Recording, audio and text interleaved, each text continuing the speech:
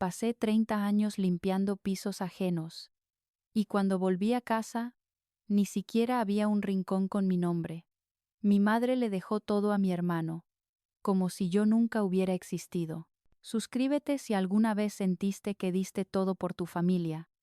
Y al final fuiste tú quien quedó con las manos vacías. Me llamo Leticia, tengo 52 años, y esta es mi historia, una historia que nunca pensé que tendría que contar. Porque siempre creí que el amor de una madre era incondicional, que el sacrificio eventualmente se recompensaba, que trabajar hasta sangrar las manos por los tuyos significaba algo. Pero estaba equivocada. Y cuando me di cuenta, ya era demasiado tarde para cambiar nada. Llegué a Estados Unidos cuando tenía 22 años. No vine buscando el sueño americano. Vine huyendo de la pobreza que nos aplastaba en mi pueblo de Michoacán. Mi padre había muerto 2 años antes, y mi madre se quedó sola con 5 hijos. Yo era la mayor. Mi hermano Javier, el menor, apenas tenía 10 años. Entre ellos estaban Rosa, Manuel y Guadalupe. Todos con hambre, todos con necesidades.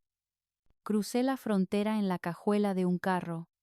No voy a mentir, pensé que me iba a morir ahí adentro. El calor era insoportable, el olor a gasolina me mareaba, y cada bache en el camino me golpeaba contra el metal.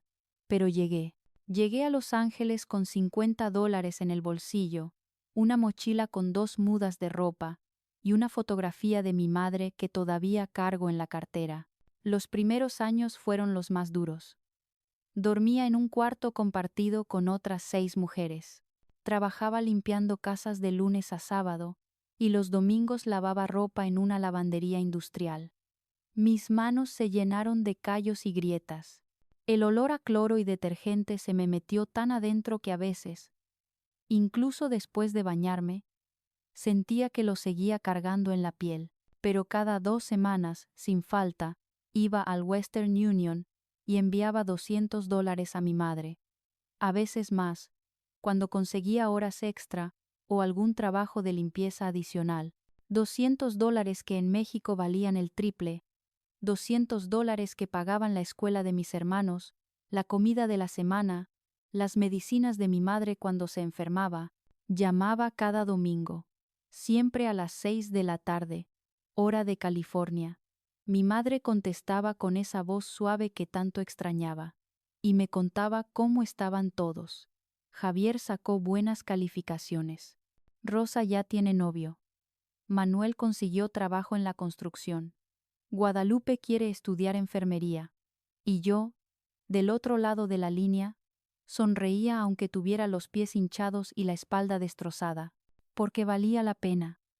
Todo valía la pena. Si ellos estaban bien. Los años pasaron. 10, 15, 20 años. Yo seguía en Los Ángeles. Seguía limpiando casas. Seguía enviando dinero. Nunca me casé. Tuve un par de novios, pero ninguno duró. ¿Cómo iba a construir una vida con alguien cuando toda mi vida estaba en México, esperándome?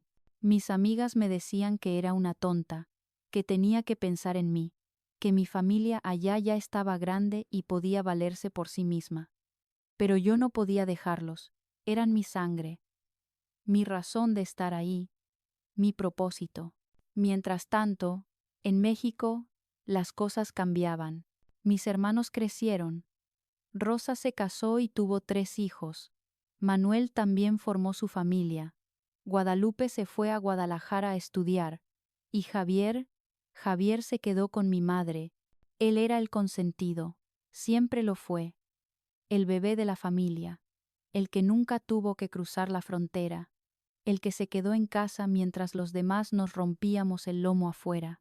Y si te identificas con lo que estoy contando, suscríbete, porque hay muchas más historias como la mía que merecen ser escuchadas.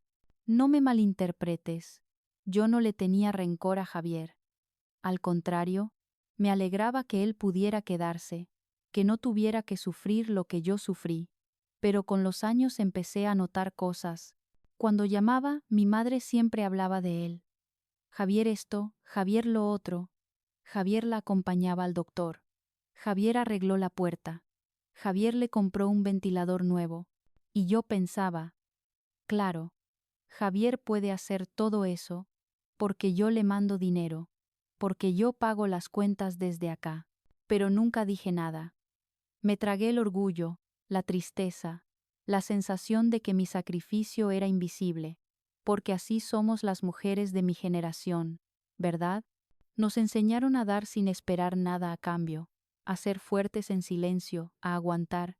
Hace 3 años, mi madre se enfermó. Diabetes avanzada, problemas del corazón. Los doctores dijeron que necesitaba cuidados constantes. Javier llamó para decirme que él se encargaría de todo, que no me preocupara. Yo le mandé dinero extra para las medicinas, para contratar una enfermera si era necesario. Le pregunté si debía regresar, y él me dijo que no, que todo estaba bajo control. Confié en él, confié en que mi hermano, mi sangre, iba a cuidar de nuestra madre como yo lo habría hecho, y seguí trabajando, seguí enviando dinero, seguí llamando cada domingo, aunque mi madre ya casi no podía hablar por el teléfono. Un día, hace 1 año y medio, llamé y nadie contestó. Volví a llamar en la noche. Nada. Al día siguiente tampoco. Empecé a desesperarme. Le escribí a Rosa, a Manuel, a Guadalupe. Nadie me respondía. Fue como si de repente mi familia hubiera desaparecido. Finalmente, después de 3 días de angustia, Rosa me contestó. Y lo que me dijo me dejó helada. Mamá murió. Leticia. Hace 1 semana. Javier no quiso avisarte, porque dijo que para qué, si de todas formas, no ibas a llegar a tiempo. Me quedé callada. El teléfono se me resbaló de las manos. Sentí que el piso se abría bajo mis pies. Mi madre había muerto.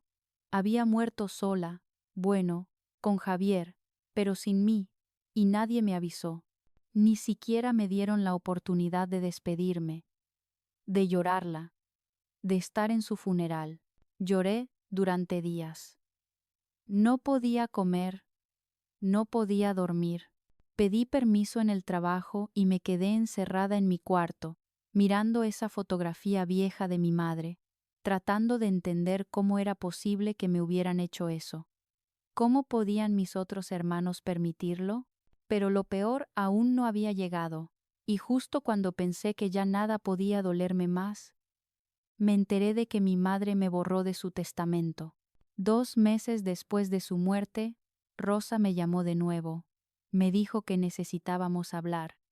Yo todavía estaba de luto, todavía estaba rota por dentro, pero algo en su voz me puso alerta. Leticia, mamá dejó testamento. Y, bueno, todo se lo dejó a Javier. La casa, el terreno, todo. Al principio no entendí. Pensé que había escuchado mal, que era una broma de mal gusto. ¿Cómo que todo? ¿Y nosotros qué? A nosotros nos dejó algunas cosas personales, fotos, recuerdos. Pero la propiedad, todo lo que vale, es de Javier. Mamá dijo que él fue quien se quedó a cuidarla, que él fue quien estuvo ahí cuando ella lo necesitaba. Sentí que me daban un puñetazo en el estómago. 30 años. 30 años enviando dinero, 30 años trabajando hasta el cansancio, 30 años sacrificando mi vida por ellos. Y mi madre me dejó fuera, como si yo no hubiera existido, como si todo lo que hice no valiera nada. Le pregunté a Rosa si sabía por qué.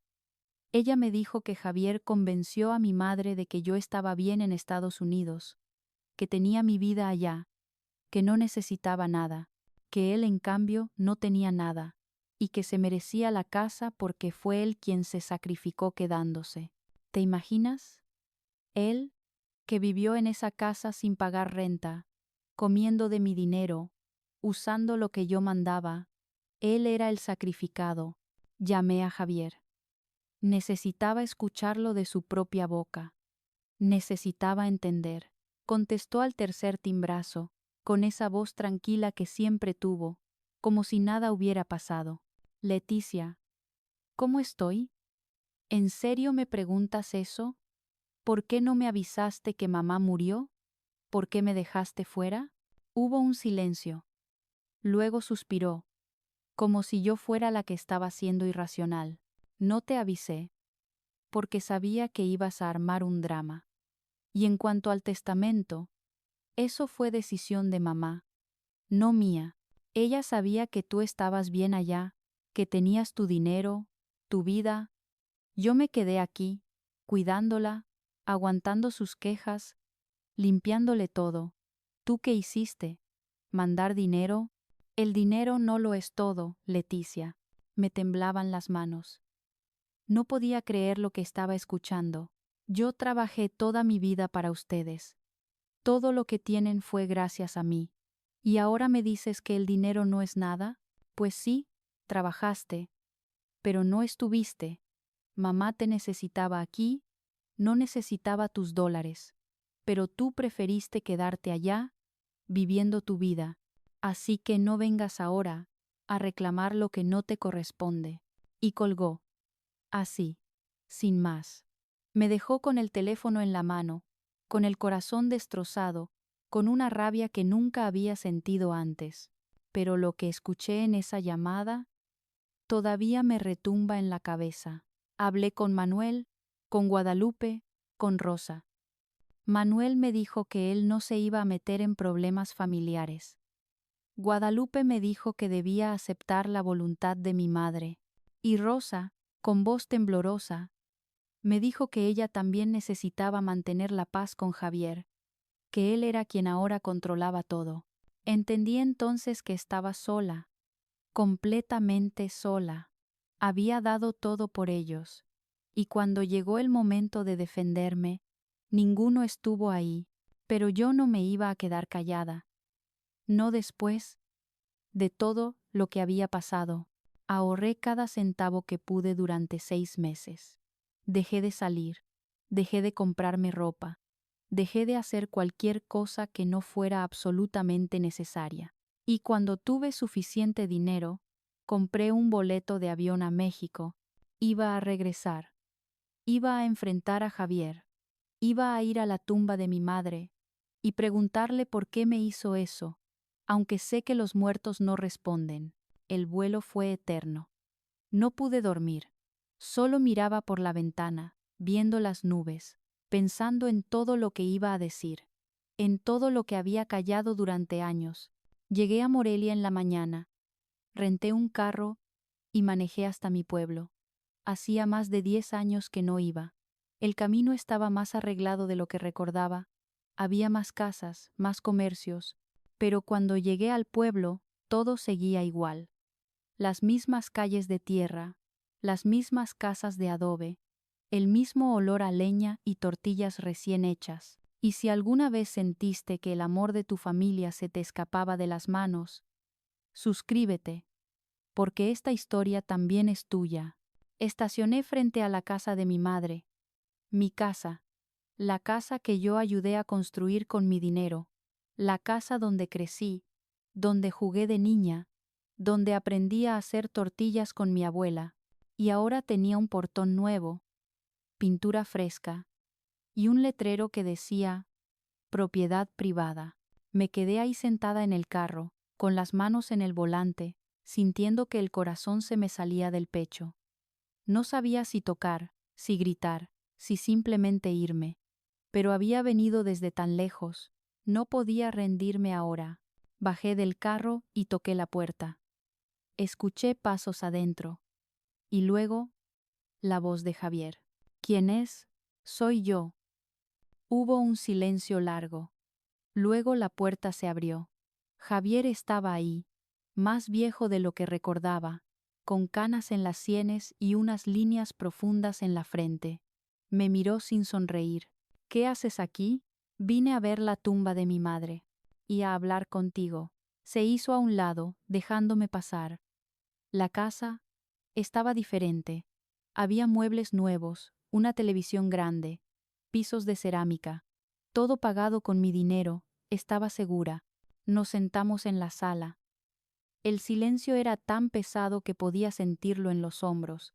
¿Qué quieres, Leticia? Quiero saber por qué. ¿Por qué mamá me dejó fuera? ¿Por qué tú dejaste que eso pasara? Javier suspiró y se recargó en el respaldo del sillón. Porque ella sabía que yo la necesitaba más. Tú tienes tu vida en Estados Unidos. Tienes tu trabajo, tu dinero.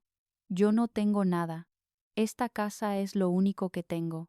Tú no tienes nada porque nunca te esforzaste por tener algo. Yo trabajé 30 años para mantenerlos a todos. ¿Y ahora me dices que no tengo derecho a nada? No te estoy diciendo eso. Solo te estoy diciendo que mamá tomó su decisión. Y si tanto te importaba, ¿por qué no viniste antes? ¿Por qué no estuviste aquí cuando ella te necesitaba? Esas palabras me dolieron más que cualquier otra cosa.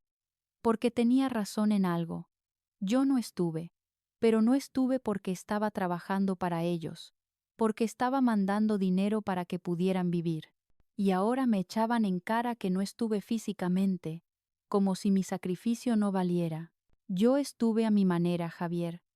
Cada dólar que mandé, cada llamada, cada noche que no dormí preocupándome por ustedes, eso fue estar presente, pues para mamá no fue suficiente. Me levanté. No tenía caso seguir hablando. Él nunca iba a entender. Ninguno de ellos lo haría. Voy a ir al panteón. Después me voy. Salí de la casa sin esperar respuesta.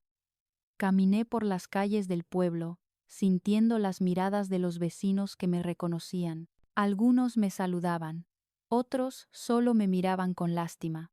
Todos sabían. Llegué al panteón. Encontré la tumba de mi madre fácilmente.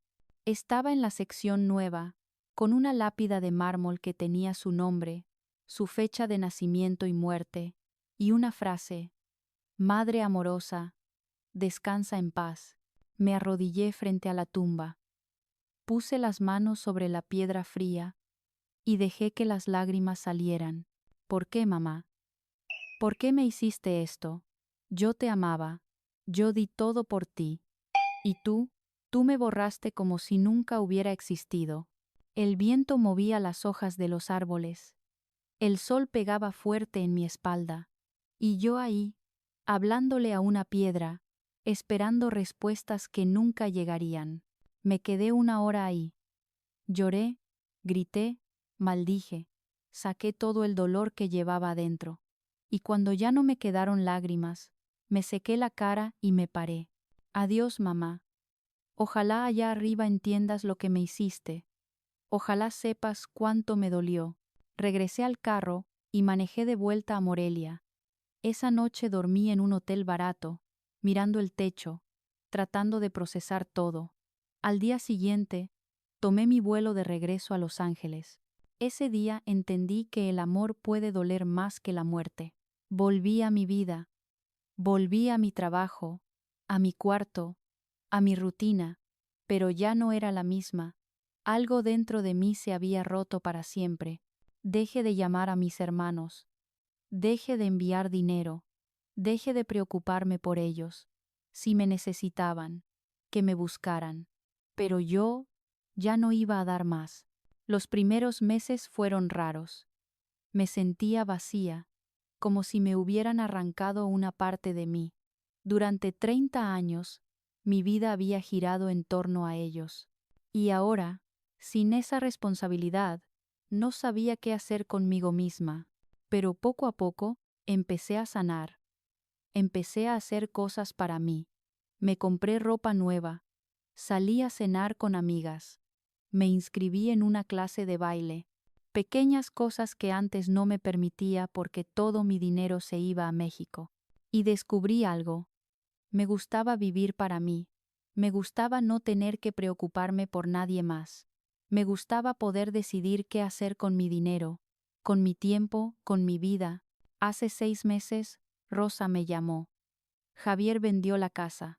La vendió porque tenía deudas y necesitaba dinero rápido. Ahora él también está solo, sin nada, buscando trabajo en la ciudad. Cuando Rosa me lo contó, esperaba que yo me alegrara, que sintiera que la vida le había hecho justicia.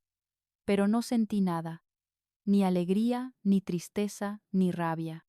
Solo un vacío tranquilo. Qué lástima por él, le dije. Y colgué, porque al final entendí algo. No puedes vivir esperando que la gente valore tu sacrificio. No puedes dar todo de ti esperando recibir algo a cambio, porque la vida no funciona así. La gente toma lo que le das y sigue adelante, sin mirar atrás, sin agradecer, sin recordar. Y está bien, porque yo ahora sé que lo más importante no es lo que los demás piensen de mí, sino lo que yo pienso de mí misma. Y yo sé que di todo, sé que fui una buena hija, una buena hermana, sé que trabajé hasta sangrar por ellos. Y si ellos no lo valoran, es su problema, no el mío. Hoy tengo 52 años. Sigo limpiando casas, pero ahora lo hago para mí. Estoy ahorrando para comprarme mi propio lugar, algo pequeño, algo mío, y cuando lo tenga, voy a poner mi nombre en la escritura, bien grande, para que nadie pueda quitármelo. No volví a México, no volví a hablar con Javier. Mis otros hermanos me llaman de vez en cuando, pero las conversaciones son cortas, incómodas, ya no tenemos nada que decirnos. Y mi madre se fue llevándose la verdad. Nunca sabré por qué tomó esa decisión. Nunca sabré si fue idea suya o si Javier la convenció. Nunca sabré si en algún momento pensó en mí, en todo lo que hice por ella. Pero aprendí a vivir con esa incertidumbre. Aprendí que no todas las historias tienen un final feliz, que no todas las preguntas tienen respuesta, que no todos los amores son correspondidos. Me quedé callada durante tanto tiempo, pero ahora ya no. Ahora cuento mi historia porque sé que hay muchas mujeres como yo, mujeres que dejaron todo por sus familias, mujeres que trabajaron en la sombra, en silencio, sin pedir nada a cambio, mujeres que al final fueron olvidadas, borradas, ignoradas, y quiero que sepan que no están solas, que su sacrificio sí valió, aunque nadie lo reconozca, que son fuertes, más fuertes de lo que ellas mismas creen. Toda mi vida trabajando. Y al final, ni un pedazo de tierra llevaba mi nombre. Pero ¿sabes qué? Ya no me importa, porque yo soy más que una herencia. Soy más que una casa o un terreno. Soy 30 años de trabajo duro, de noches sin dormir, de lágrimas secadas en silencio. Soy la mujer que cruzó la frontera con miedo pero con esperanza. Soy la mujer que se levantó cada mañana aunque el cuerpo le doliera. Soy la mujer que amó sin límites, aunque ese amor no fuera valorado. Y eso nadie me lo puede quitar. Si te conmovió mi historia, suscríbete. Hay muchas mujeres como yo, que dieron todo por amor y aún así fueron olvidadas. Sus voces merecen ser escuchadas. Y yo voy a seguir contando estas historias, porque alguien tiene que hacerlo. Alguien tiene que recordarles a esas mujeres que su sacrificio no fue en vano, que su dolor es válido, que su vida importa. Gracias por escucharme. Gracias por estar aquí. Y si tú también tienes una historia como la mía, quiero que sepas que te veo, te escucho y te entiendo, porque al final, eso es lo único que necesitamos. Ser vistas, ser escuchadas, ser entendidas. Y yo ya no voy a callarme más.